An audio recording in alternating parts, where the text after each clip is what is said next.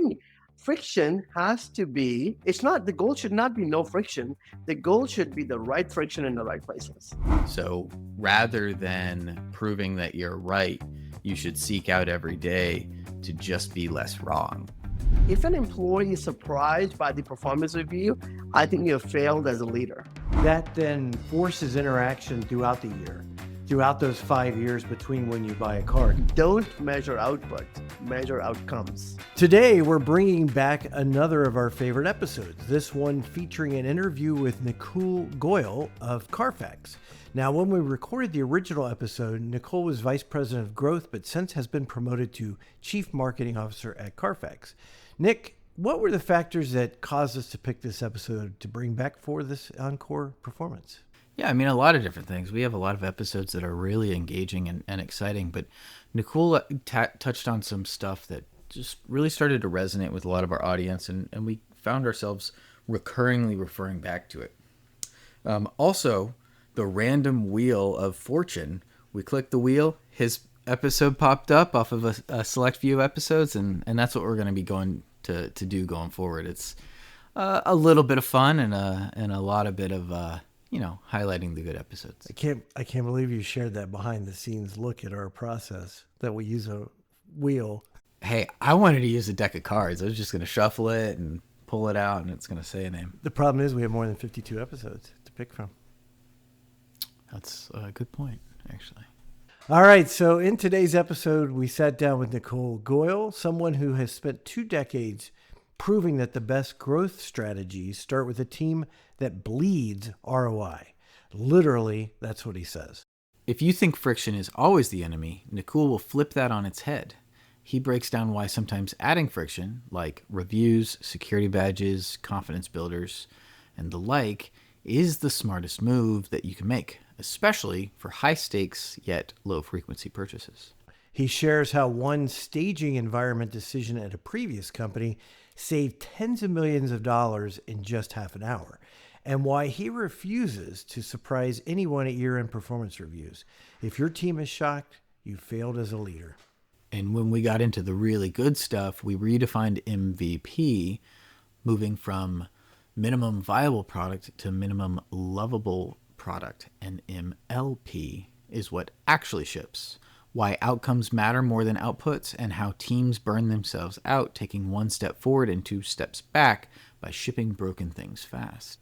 And Nakul doesn't hold back on hiring either. He says if somebody can't spell ROI in an interview, they're out. And his middle name is literally ROI, or technically Roy, but you get the idea. If you've ever built a growth team, dealt with testing culture, or wondered why your MVPs turn sideways, this episode is going to change how you think about all of it. Let's get into it.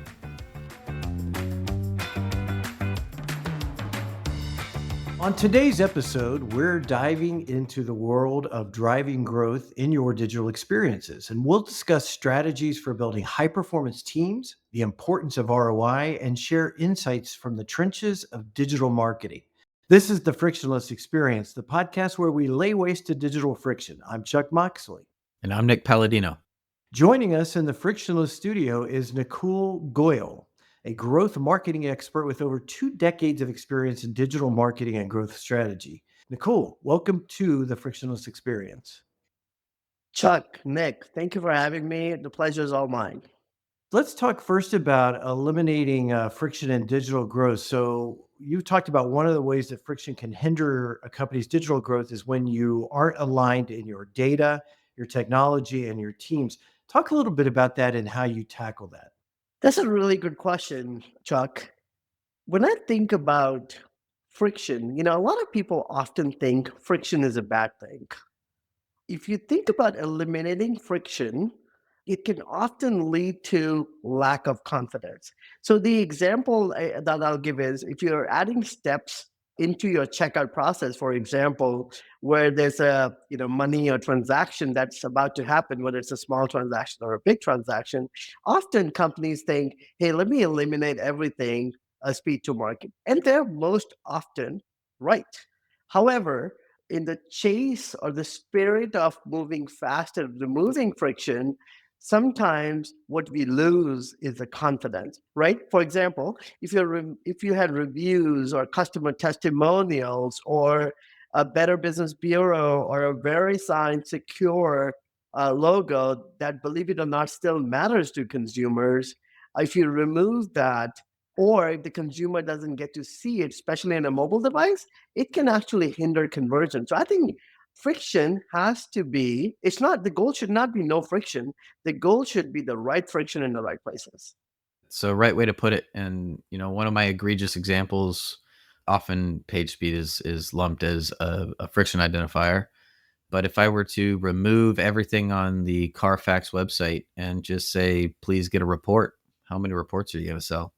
Maybe a few, but not a ton. If it's just a white page, that's all it says.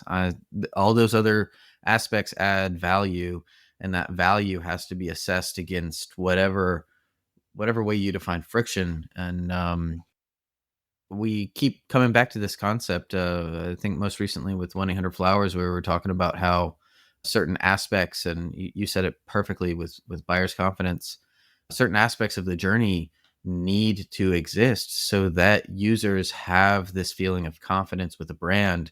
And if you're not gaining that confidence, in the flowers example, 1-800-Flowers example, it was all about having more intimate connection with the gift and the gift giving process, really. And so it's just really cool to hear. Yeah, 100% agree. I think the context there is also another key consideration to keep in mind is how frequently is that consumer transacting with you? Whether you take the example of 1-800-Flowers and gifting, or you use the example of Carfax, where the consumer comes and is looking to, buy a Carfax report for the car that they're about to buy, or for a car that they're about to sell. It's a transaction that might happen once in 5, 6, 7 years, right? So the consumer does not look at your product, your company, as intimately as you do. So they still need to gain confidence before they take out the wallet and enter the credit card details and personally identifiable information. They need to know that you can be trusted. So it's about trust, building trust in that transaction versus if I'm on Amazon on my app and I'm buying 7 packages a day, even though if I'm doing that, by the way, which I am, there's a whole different problem that we should talk about. They should have friction so I cannot buy more than 2 times a day. But joking aside, coming back to it, on Amazon, I already trust them with my PII. I've downloaded the app, and I think there's less friction needed there. So again, if I go back to the time, it's about the right friction in the right places. I think that's a good point. And I just observed this. I think the wording for an infrequent purchase, the wording as you go through that process and you're about to go to where you confirm everything before your credit card is charged is so critical in that. I have a friend who's building a site and he had me do a test transaction and his wording was confusing that I thought I was committing before I got to the payment screen. And he had put all this fine print at the bottom and it looked like and it was like signing up for insurance. It was like a big deal. And it stopped me from going to that next step when in fact, all I was doing was going to the payment screen. I still had a chance to confirm. So I've seen that worded very well on things like where it'll say continue. And they'll even say sometimes you'll confirm on the next screen, which gives you the confidence to know. And that's again, slowing it down and actually adding a step, but it gives you the confidence before that credit card is charged. And now you're fighting with your credit card company and the company you're buying from. I also think brand consistency is a fun concept here, especially when you just said that the Carfax repeat customer is 5 to 7 years. What was your product like 5 to 7 years ago?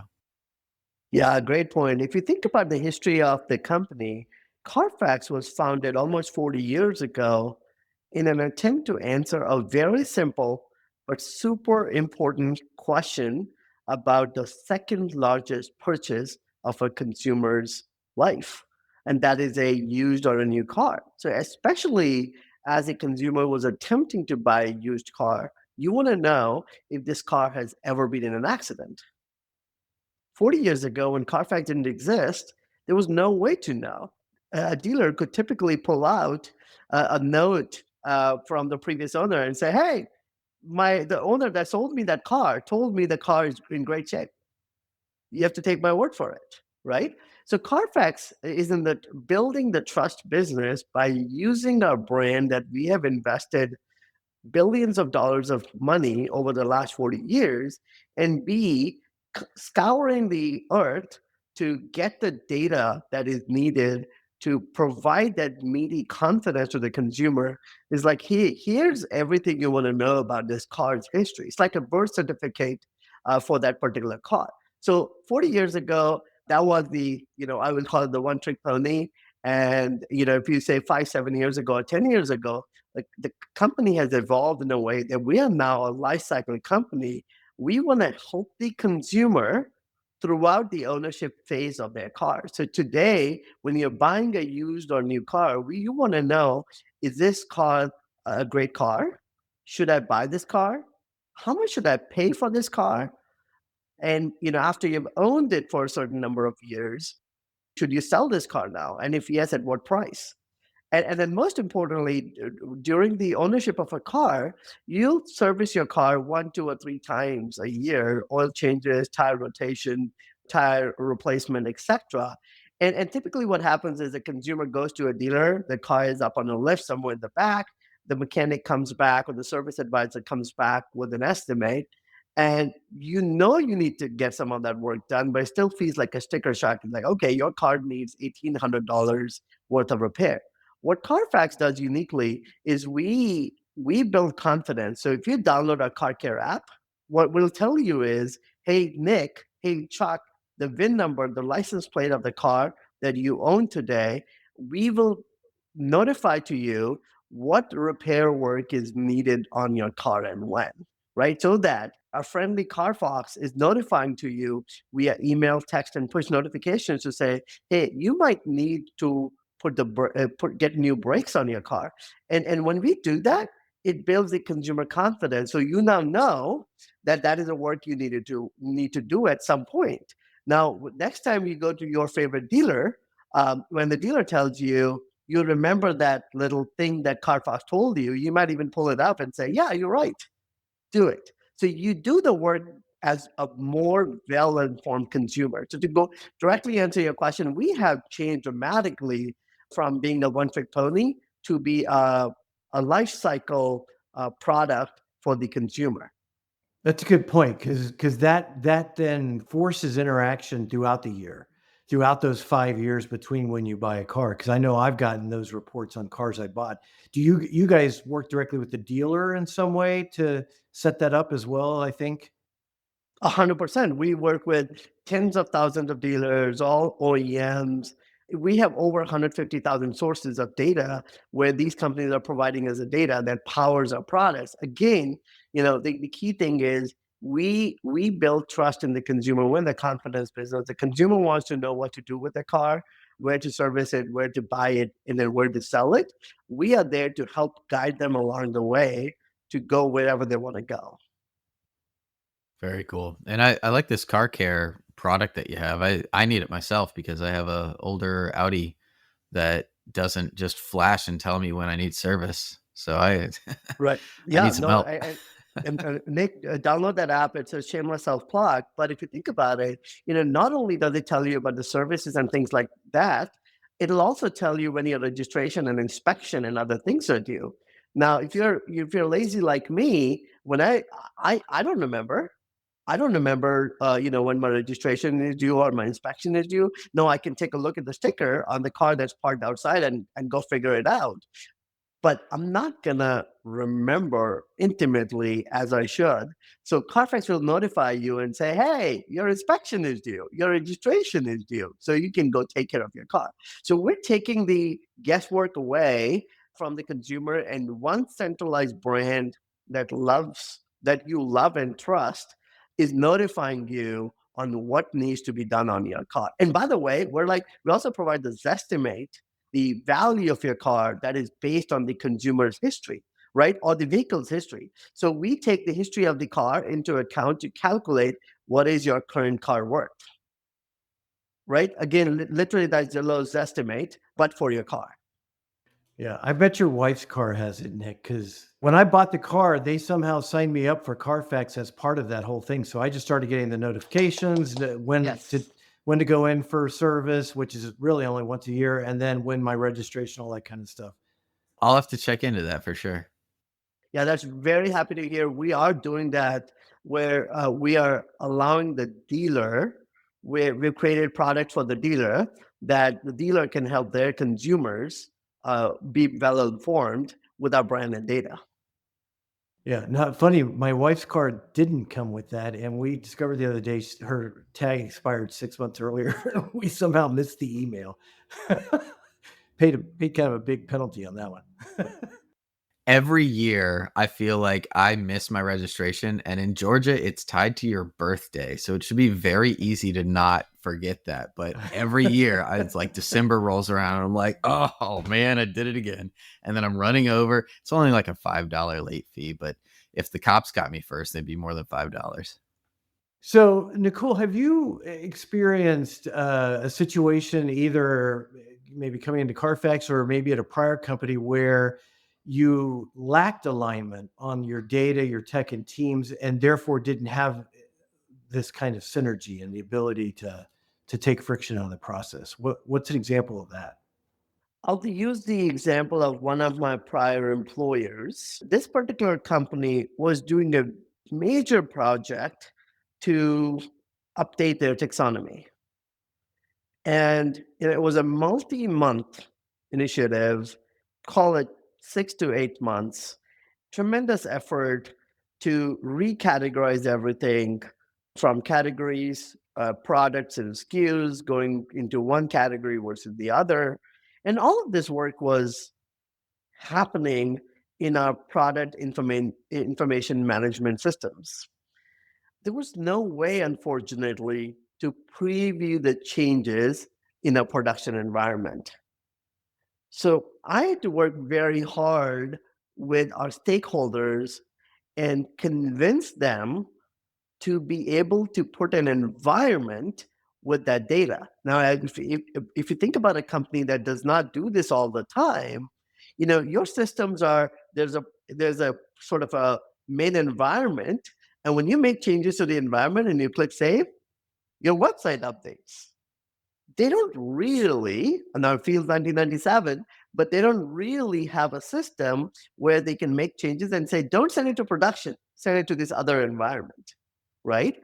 So that capability did not exist. So I was asking for that capability, and they're like, Nicole, you're out of your mind. You're going to make us do what? And why? So we can preview the changes? We know this is going to be great. Are you kidding me? We don't want to do it. You're making us spend $1 million to do XYZ. And that's stupid work. We could may take that investment elsewhere. So it was an uphill battle.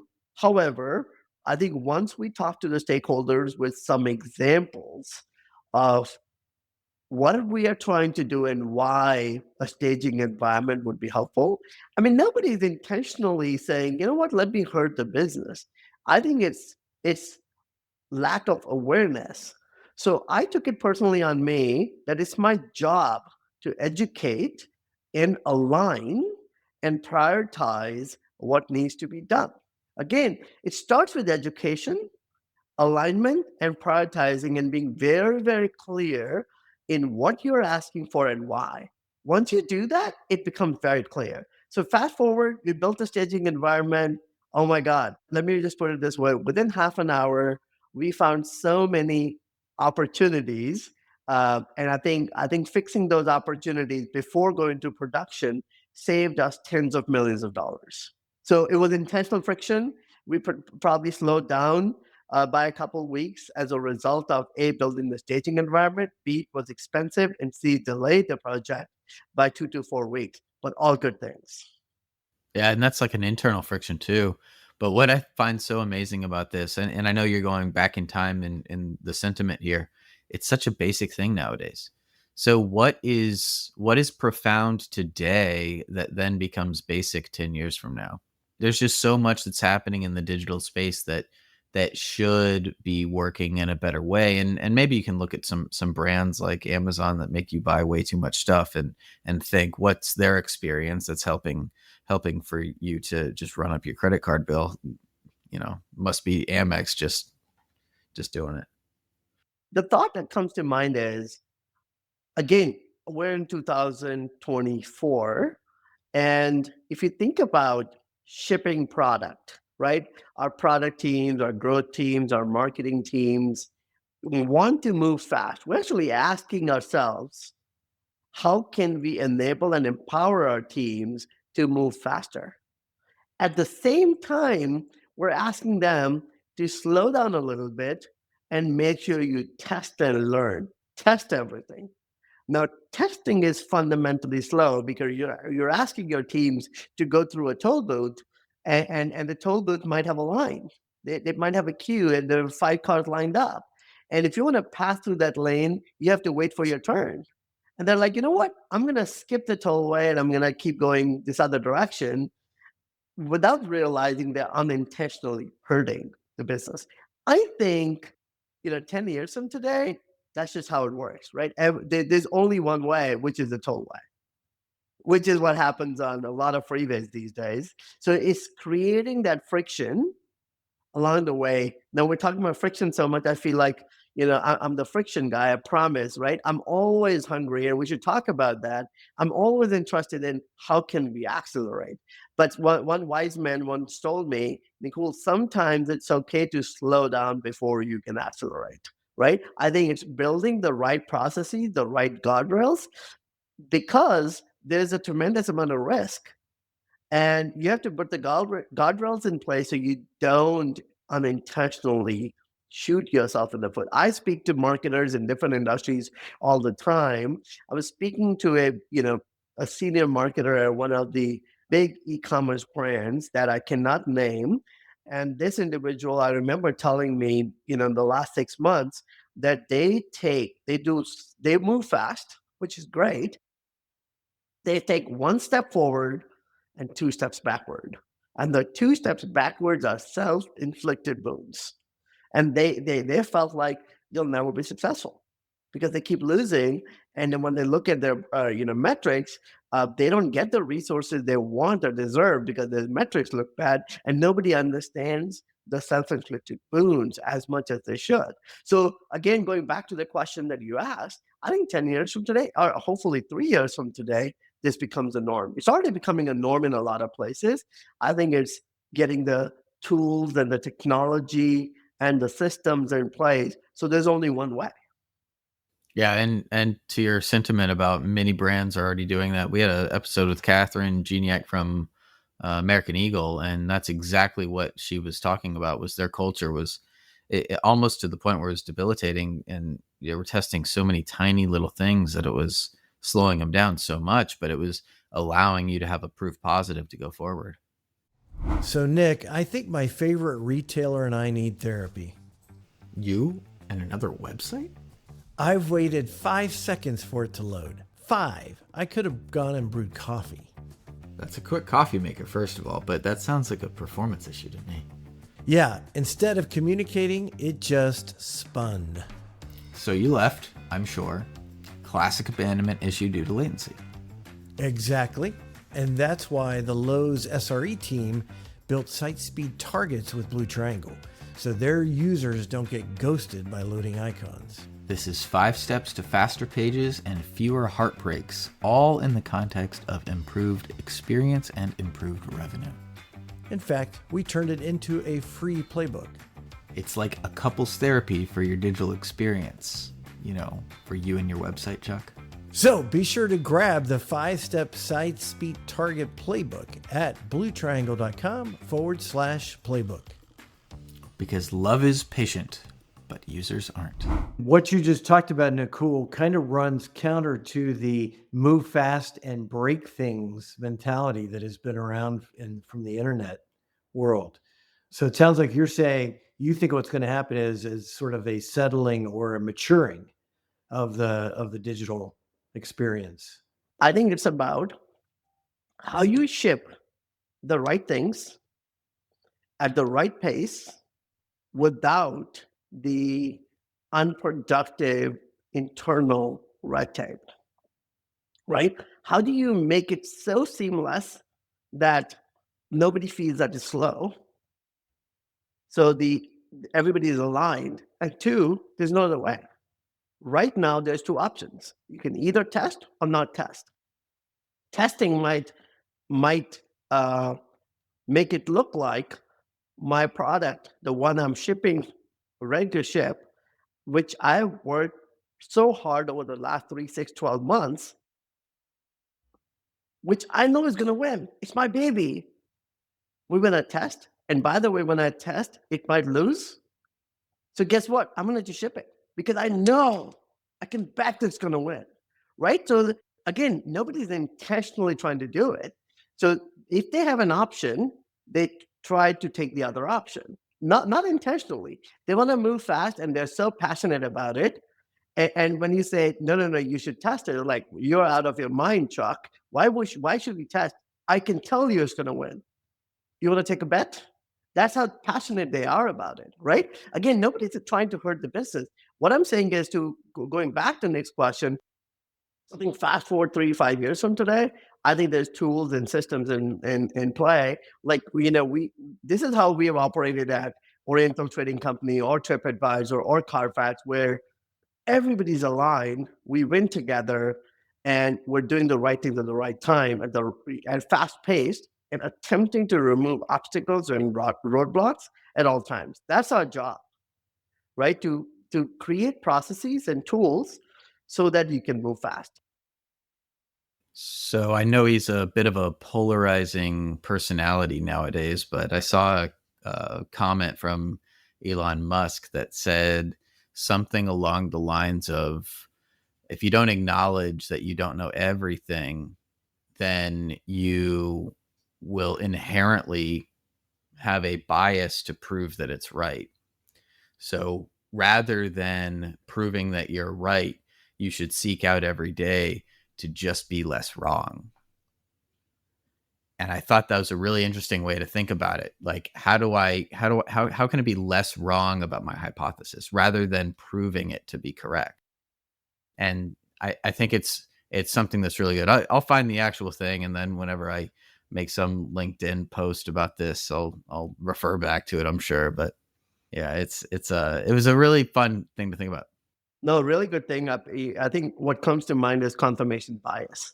Confirmation bias is real. If you believe in something, you're gonna see everything that favors it, and anybody or anything that goes against it, you don't like it or you don't see it, right? So that confirmation bias is real, and I love the quote that you shared.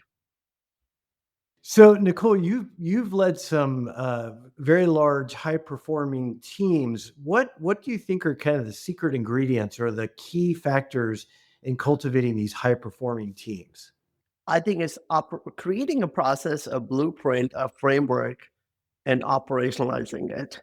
If you have the autonomy and the support from your organization to do it, it's easy peasy.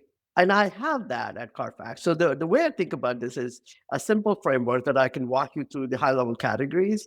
And if interested, we can zoom in into any of the categories or stay at the forest view level and go to another forest. So the process I think about, it starts with team, right?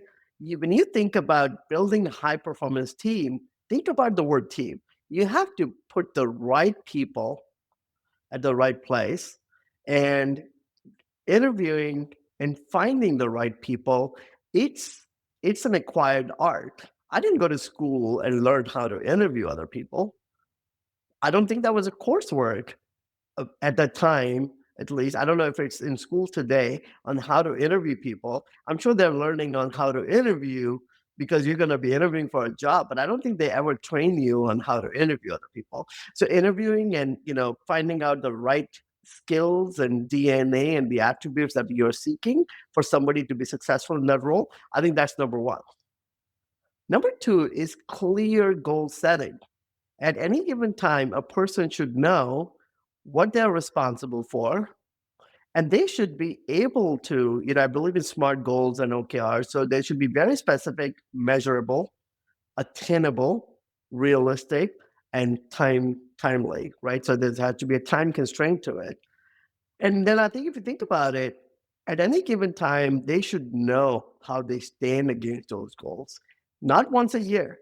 You can't have a process, a system where every month you tell somebody, hey, you're doing a great job, you're doing a great job, you're doing a great job. And at the end of the year, there's a big, massive surprise with a 7-page performance review. Like, you suck.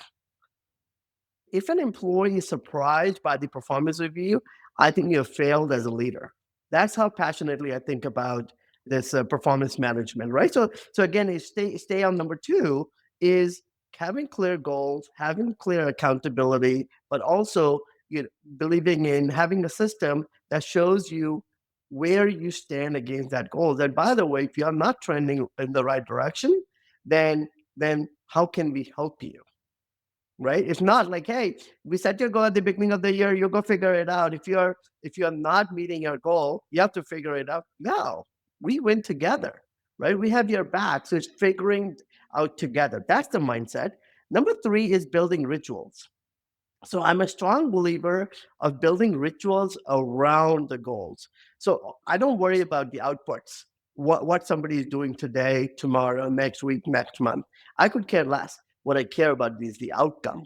And how they get there is not my problem. So if we're going to say we're going to meet in Chicago next week, it's about, hey, let's meet in Chicago. And once we're there, we'll party or celebrate or whatever. How you get there, it's none of my problem. You could take the train, you could take the airfare, you could take a hopping flight. That's your problem, right? So again, it's, establishing rituals around the outcomes, right? So whether you meet, there are certain rituals I have that are daily, that are tracking the KPIs. There's certain rituals I have around that are weekly, monthly, quarterly, and so on. So I'm a big believer in creating rituals around the metrics, and I believe in the system called RAG.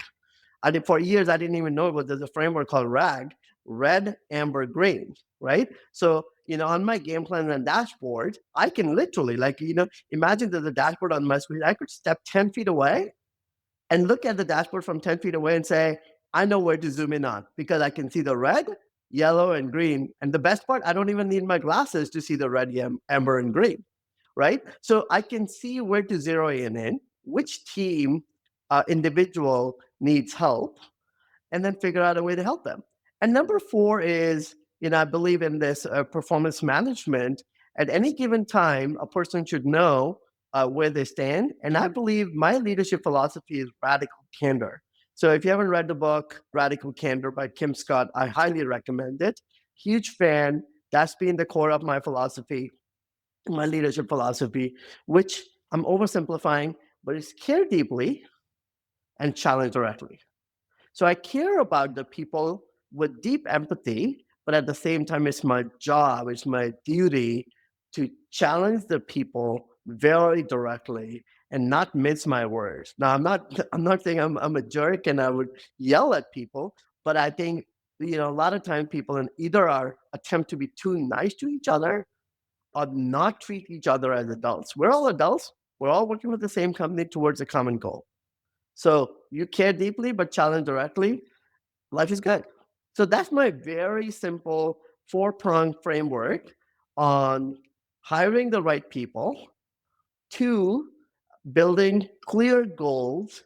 Number 3, rituals around the goals and the outcome. And number 4 is constant feedback and performance management. Right? We do monthly or quarterly reviews, and the way we do reviews is very simple. It takes people 5 or 10 minutes to put their review together, and we spend 15-20 minutes talking about it. So in half an hour we're done. So it's not a burden on anybody. We're getting to the point we're going to do annual reviews in about a month. The annual review is the easiest piece. You know why? It's a summary of your reviews year to date. Because I don't remember, if you think about it, does anybody remember what they did in January this year? I don't remember what I did yesterday. So why would we attempt to put somebody under pressure and say, give me a summary of everything you did this year? They don't remember. They're looking at their calendars and meetings and wasting their time and energy. If you do it monthly, like, hey, what did you do for me last month? Where did you succeed and where did you struggle? And how can I help you? And what's your goal for next month? Life is good, right? So I think it's building that framework and putting in practice. A lot of people talk about it. It's very hard to do it unless you have the autonomy and the support from your leader and from the organization. We believe in that, and we have been very successful at that. You know what I love the most about all of this is you're the head of growth at Carfax, and you're most passionately talking about how your team is what's most important. That is such a great feeling to hear. Like, that is how you grow. And Nick, I think the entire organization believes in that mantra. We actually have our strategy clearly defined. I'm looking around if I can find it handy. When you visit our office, I'll show you next time. We have gears. The middle gear is our team gear. Then we have four other gears. The four other gears are intertwined with each other. What are those four other gears? It's our product, so building great products. Then it's our dealers and partners. Our dealers and partners help work on that. Uh, Three is our data. So we have to have the accident and service data. And four is our consumers. We want to reach hundreds of millions of consumers who are looking to buy, sell, and take care of their car with more confidence. The team is in the center. So as the team moves, we build great products. We get more dealers on our systems using our products and paying for it. Three, then we get more accident and service data, and then we drive more consumers, and then you have an amazing flywheel, right? So this thing that I'm talking about is not limited to my team. Our whole company operates like that. That's the DNA of who Carfax is, which is why I've been so excited, proud, and fortunate to be a part of this winning team for the last 8.5 years. So let's talk about ROI. How do you approach ROI, measure ROI in maybe the programs you run, the tests you run, removing friction? How do you think about ROI? I love it. I love it, Chuck. You're speaking my language. When you think ROI, all of a sudden my eyes widen. I have a big smile on my face. When I'm hiring people, I am seeking people that live and breathe in the world of ROI. You'd be surprised how many people I get to interview that can't even spell ROI. Like, how hard can it be? I believe in ROI so passionately. And the way I describe it is two things.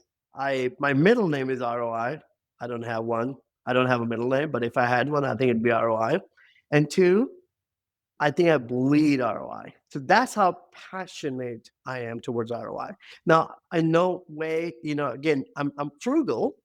I run lean teams. We all do. That's our job, our duty, our obligation towards our employers. So you have to be careful and watch the money. But at the same time, you have to be open-minded and not shooting yourself in the foot, right? So you don't have to be penny wise, pound foolish. And I think that's the lesson I've learned over the last 15, 20 years. Back in the day, I probably was penny wise, pound foolish. Now I'm not, right? So going back to your question about ROI, there's a lot of things. That's a loaded question. I'll probably give one or two examples.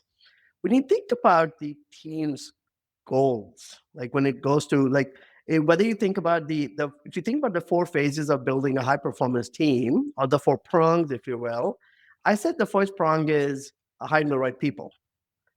If you want somebody who's spending millions of dollars, you want the people in the team to have that DNA. Because if they don't have that DNA of the ROI mindset, measure everything, measure what matters, and not go after vanity metrics, you'll be sleeping like a baby. And I like to sleep like a baby. I do sleep like a baby, right? So you have to hire the right people. Two, again, your goals have to be outcome driven and say, hey, if you're going to spend X amount of money, what am I going to get in return? And that applies to everything. It applies to the money we spent. The ROI applies to people we hire. We want to make sure that when we hire somebody, that they provide ROI to the business.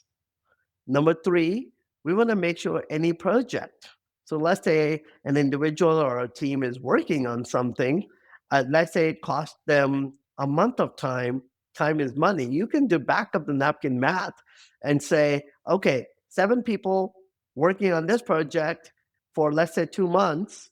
If you make an assumption and say everybody makes $100,000, and you calculate everybody's time to be $50 an hour, based on simple math, you can calculate 2 months of work. So 1 month of work by an example person might be $8,000.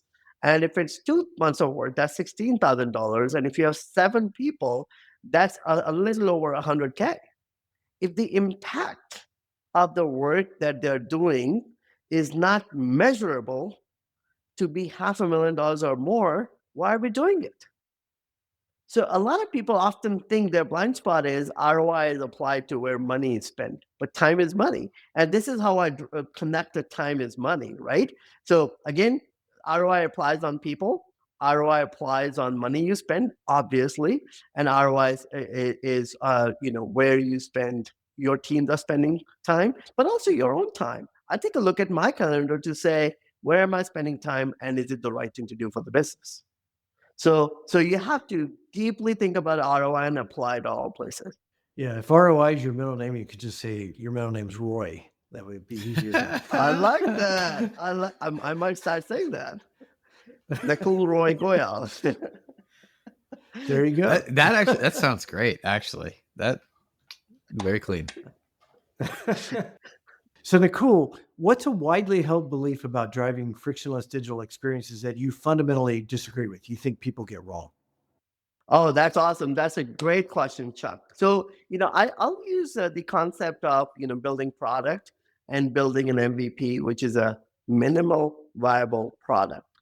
So if you think about this concept of a minimal viable product, and then you apply this sense of urgency or the ROI mindset that we just applied, our teams are always under pressure to deliver a certain MVP by a certain date. What levers do they have in order for them to ship this MVP by that date? What they're going to do, we're unintentionally incenting them to remove scope. And I think this is friction that is self-inflicted. We put undue pressure on our teams for them to get this MVP shipped by a certain date. And when they run into obstacles, they have no choice but to remove some capability or features, and it's no longer viable. They will ship something that is not viable because a stakeholder, a crazy person asks, hey, why can't we do it yesterday? And you might be looking at one of those crazy people right now on the call, right? I think what we get wrong is that balancing act. It's hard, right? So if there is, pressure on meeting a certain date, it's just a date. Now, don't get me wrong, dates and deadlines are important, but if it's not truly customer facing, hey, we made a commitment to the street that we're going to ship out 1 million Teslas tomorrow, you can't be late because the street is going to butcher you for being late. So you can't be late in those scenarios. But, or, if you're sending a rocket to the space and you want to catch it on its way back, you cannot be late and say, sorry, that feature is not ready. It's going to have tremendous impact on you, your business, your department, your team, and your shareholders. So I think, what we get wrong is sometimes in an attempt to meet an artificially created deadline, we take the scope away, and that's the wrong lever. I think what I would do is ask for forgiveness and say, sorry, I was going to deliver it by this Friday. Guess what? We're going to delay it by a week and do it right.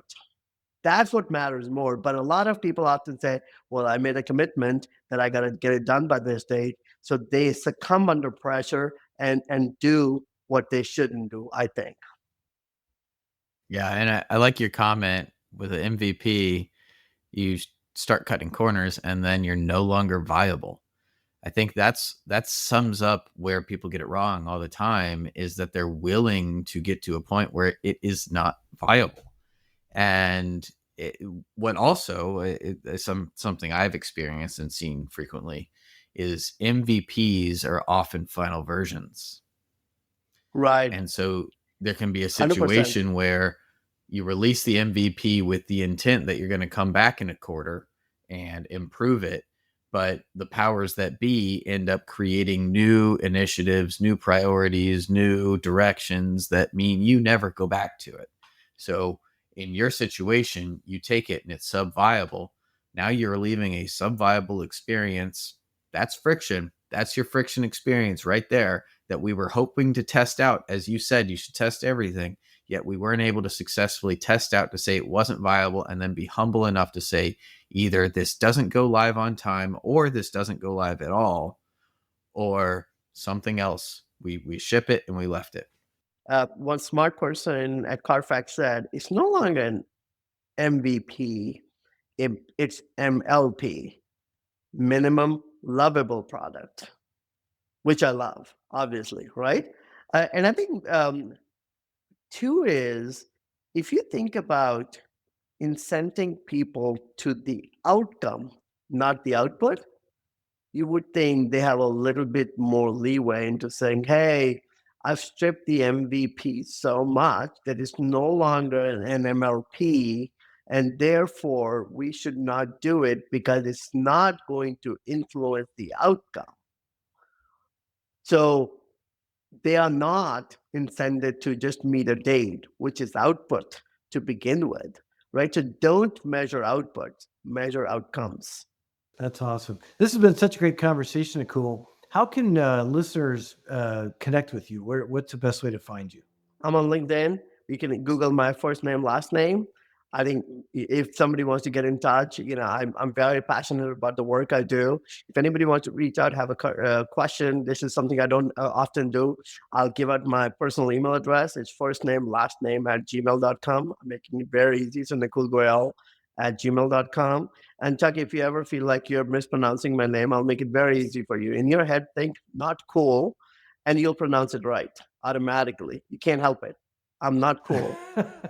And then you'll automatically come out right. That's a great memory trick. I'll keep that in mind. I wish you told me that at the beginning of the call. All right. Well, this has been a great episode. So be sure to like us on your favorite podcast app so you're notified when we have a new episode. If you have not signed up for our newsletter that comes out on the opposite weeks, we have episodes. Be sure to visit us at thefrictionlessexperience.com.